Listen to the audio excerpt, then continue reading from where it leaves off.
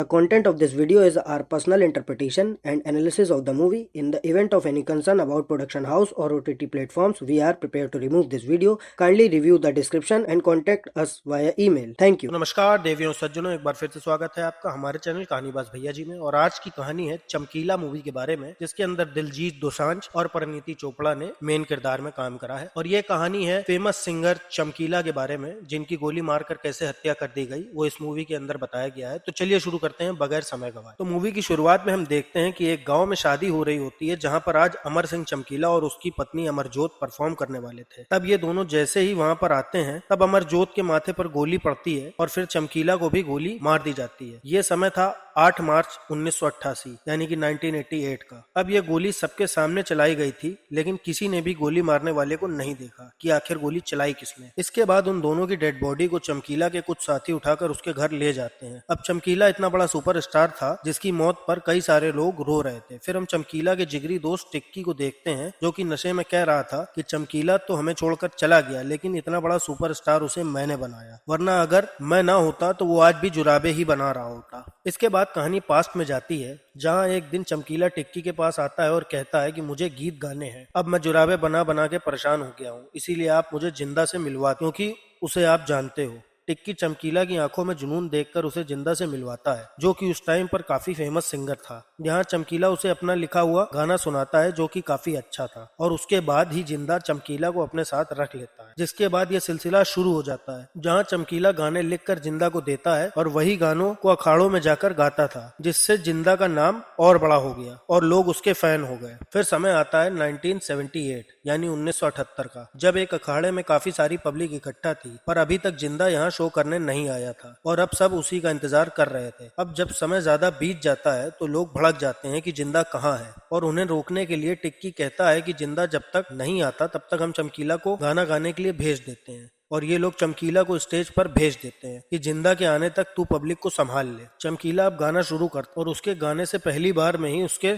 सब फैन हो जाते हैं, क्योंकि चमकीला का गाना गाने का अंदाज सबसे अनोखा था। थोड़ी देर में जिंदा वहां पहुंच जाता है। जैसे ही वो गाना गाने आता है तो ऑडियंस कहती है कि नहीं, अब हमें चमकीला का ही गाना सुनना है, जिसे देखकर जिंदा हैरान हो जाता है, लेकिन ऑडियंस के सामने कुछ कह नहीं पाता और चमकीला को ही गाने देता है। अब अगले दिन चमकीला जब जिंदा के ऑफिस जाता है तो वहां पर जिंदा की साथी बैठी थी, जो कि बताती है कि वो तो कनाडा भाग गया शो करने के लिए, वो भी किसी और नई सिंगर के साथ। तब वहां सोनिया का बॉस कहता है कि आज से सोनिया और चमकीला की जोड़ी बनेगी और तुम दोनों ही अखाड़ों में जाओगे शो करने के लिए। जिसके बाद चमकीला और सोनिया साथ में कई सारे शो करते हैं और दोनों की जोड़ी हिट हो जाती है। यहाँ चमकीला एक से बढ़कर एक गाने बनाया जा रहा था, जो कि लोगों में आग की तरह फैल रहे थे, पर दिक्कत ये थी कि सारे के सारे गाने अश्लील थे। फिर कहानी प्रेजेंट में आती है, जहाँ चमकीला और अमरजोत की बॉडी घर में रखी थी और वहाँ डीसीपी सर आते हैं। तब डीसीपी सर चमकीला की बेइज्जती करते हैं कि वो कितने गंदे गाने गाता था, लेकिन चमकीला के साथी डीसीपी सर को आगे की कहानी बताना शुरू करते हैं और सीन पास्ट में जाता है, जहां अब चमकीला के रिकॉर्ड्स काफी तेजी से हिट हो रहे थे। लेकिन टिक्की चमकीला का मैनेजर बन के सोनिया के बॉस के पास जाता है और कहता है कि आप हमें पैसे बहुत कम दे रहे हो, और वो पेमेंट बढ़ाने के लिए कहता है, जिस पर बॉस की चमकीला और टिक्की से बहस हो जाती है, जहां पर बॉस उसकी काफी बेइज्जती करता है। जिसके बाद चमकीला सोनिया से अपनी जोड़ी तोड़कर चला जाता है। अब चमकीला बाहर आकर टिक्की को बताता है कि मैं खुद का संगीत बनाऊंगा और खुद ही अखाड़े करूंगा, क्योंकि मैं जानता हूं कि पब्लिक को क्या पसंद है। जिसके बाद चमकीला एक दूसरी लड़की के साथ अखाड़ा शुरू करता है और चमकीला के सारे शोज में पब्लिक भर भर के आती है। लेकिन यहाँ प्रॉब्लम ये थी कि चमकीला के साथ कोई भी लड़की ज्यादा दिन तक टिक नहीं पा रही थी, क्योंकि लड़कियों का कहना था कि चमकीला के बोल काफी ज्यादा अश्लील होते हैं। पर चमकीला के सारे गानों में लड़कियों का होना जरूरी था, इसलिए वो आए दिन नई लड़कियों को चांस देता था, पर उसका बैंड अच्छे से तैयार नहीं हो पा रहा था। इसी बीच चमकीला ने अपना बदला लेने के लिए सोनिया के बॉस का ऑफिस भी खरीद लिया था और उसका सारा सामान निकाल के बाहर फेंकवा दिया था। फिर एक दिन चमकीला के ऑफिस में अमरजोत अपने पिता और भाई के साथ आती है, जहां वो बताते हैं कि अमरजोत काफी अच्छा गाना गाती है, पर उसके चार्जेस काफी ज्यादा होंगे। फिर वो कहते हैं कि हम 1 महीने तक ट्राई करेंगे, तुम लोग काम कैसा करते हो, जिसके लिए चमकीला मान जाता है। फिर चमकीला अमरजोत के साथ रियाज करता है और उसे काफी प्रैक्टिस कराने के बाद ये लोग अपने पहले शो पर जाते हैं, पर यहाँ गोलियां चलने की वजह से अखाड़ा ही कैंसिल हो जाता है और अमरजोत को लगता है कि मैं ही चमकीला के लिए अनलकी हूँ, क्योंकि आज से पहले चमकीला का एक भी अखाड़ा कैंसिल नहीं हुआ था। इसीलिए अब अमरजोत वहां से जाने के लिए कहती है। तब चमकीला अमरजीत को हौसला देता है कि तुम और मैं मिलकर खूब सारे अखाड़े करेंगे, जिस पर अमरजोत भी मान जाती है और ये दोनों फिर से अपने अगले अखाड़े की तैयारी में लग जाते हैं। इसके बाद ये दोनों अखाड़ों में गाना शुरू करते हैं। इन दोनों की जोड़ी सुपरहिट बन जाती है, जिससे इन्हें नाम, पहचान, पैसा, रुतबा सब मिल जाता है। साथ ही साथ चमकीला और अमरजोत एक दूसरे के करीब आ जाते हैं। फिर एक दिन अमरजोत के पिता कहते हैं कि अब हमें यहाँ से किसी दूसरे सिंगर के पास जाना होगा, क्योंकि मैंने उससे डील कर ली है और वो हमें ज्यादा पैसे देगा। अब ये बात अमरजोत जाकर टिक्की को बताती है और कहती है कि चमकीला को बोलो अगर हमारी जोड़ी बचानी है तो मुझसे शादी कर ले। तब टिक्की ये बात जाकर चमकीला को बताता है कि तेरे पास आज रात का समय है अमरजोत से शादी करके जोड़ी बचाने का, वरना वो कल सुबह होते ही यहाँ से चली जाएगी। जिसकी अगली ही सुबह चमकीला अमरजोत से शादी कर लेता है, जिसकी खबर किसी को भी नहीं होती। अब शादी के बाद इन दोनों के बीच सब कुछ होता है और दोनों की मैरिड लाइफ काफी अच्छी चल रही थी। फिर रात के समय जब चमकीला और टिक्की दारू पी रहे थे, तब ऑफिस के बाहर कुछ लोग चमकीला को मारने के लिए आते हैं, जिस पर टिक्की सोचता है कि शायद वो अमरजोत के घर वाले होंगे, जो कि उनकी बेटी को भगाने पर चमकीला को मारने आए हैं। पर यहाँ तो मामला कुछ और ही था। चमकीला तब टिक्की को एक सच बताता है कि वो पहले से ही शादीशुदा है और उसका एक बेटा भी है और ये लोग उसके पहली पत्नी के भाई हैं जो मुझे मारने आए हैं। जो सुनकर टिक्की के होश उड़ जाते हैं, पर वो अब कर भी क्या सकते थे। हालांकि ये बात सामने आते ही अगले दिन पंचायत रखी जाती है, जहाँ कुछ लोग चमकीला को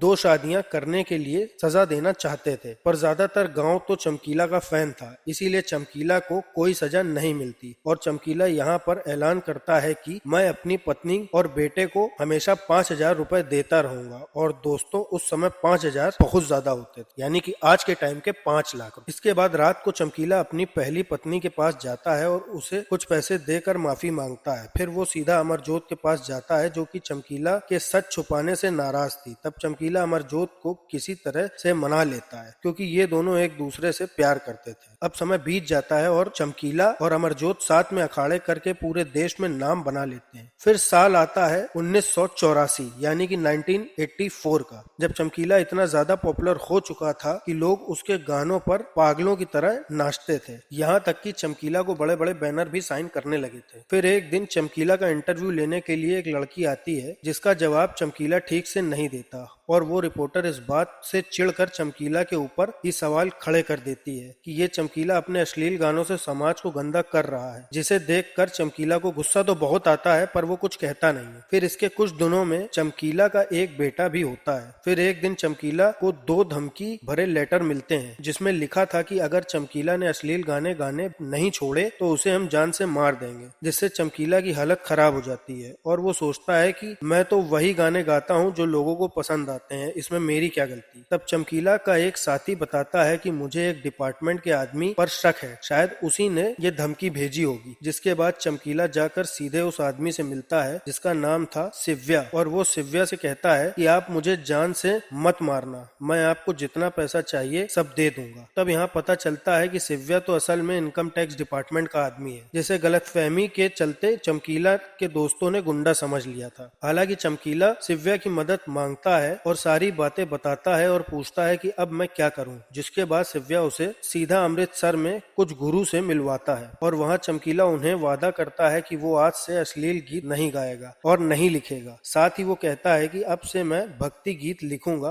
और मेरी जान को कोई खतरा नहीं होना चाहिए। जिसके बाद चमकीला ने धार्मिक गीत गाने शुरू कर दिए और ये गीत भी लोगों को काफी पसंद आए, जो ऑल टाइम हिट भी रहे। फिर प्रेजेंट में जैसे ही डीसीपी सर को पता चलता है कि चमकीला ने धार्मिक गीत भी गाए हैं, तो उन्हें याद आता है कि इन्होंने भी चमकीला के कई धार्मिक गीत सुने हैं और ये जानकर वो काफी हैरान थे कि एक आदमी अश्लील से सीधा धार्मिक गीत पर कैसे आ गया। खैर, अब चमकीला के धार्मिक गीत भी पॉपुलर होते जा रहे थे और चमकीला अपने अखाड़ों में वही गीत गाया करता था। पर एक बार लोग शादी के अखाड़े में चमकीला से ये डिमांड करने लगे कि शादी का माहौल है, एक बार वही पुराने अश्लील गीत हो जाएं। तब चमकीला मना करता है और पब्लिक की डिमांड के आगे चमकीला को वही गीत गाने पड़ते हैं, जिस पर सारी पब्लिक झूम झूम कर नाचती है। इसके बाद चमकीला लगातार अखाड़ों में अपने पुराने अश्लील गीत गाने शुरू कर देता है क्योंकि लोगों का उन्हीं गानों पर ज्यादा अच्छा रिस्पॉन्स आ रहा था। अब एक दिन चमकीला के घर पर 3 लोग घुस आते हैं और चमकीला पर बंदूक तान कर धमकी देते हैं कि अगर तूने गंदे गाने गाने नहीं छोड़े तो हम तुझे जान से मार देंगे। तब डर के मारे चमकीला उनकी बात मान लेता है। फिर कुछ दिनों बाद चमकीला अपना शो करने बरहन जाता है जहाँ पर वो बिंदास होकर अश्लील गीत गाता है क्योंकि उसे लग रहा था कि यहाँ पर उसे किसी भी बात का डर नहीं है। इसके बाद चमकीला का अगला टूर लगता है कनाडा का, जहाँ चमकीला टिक्की की जगह एक नए बंदे को तबला बजाने के लिए ले जाता है क्योंकि टिक्की अपने काम पर ध्यान नहीं दे रहा था। इसी कारण से टिक्की और चमकीला की दोस्ती टूटी थी। अब कनाडा में शो करने के बाद वहाँ का इवेंट मैनेजर चमकीला के पास आता है और उससे बताता है कि यहाँ हॉल में आपसे पहले अमिताभ बच्चन ने भी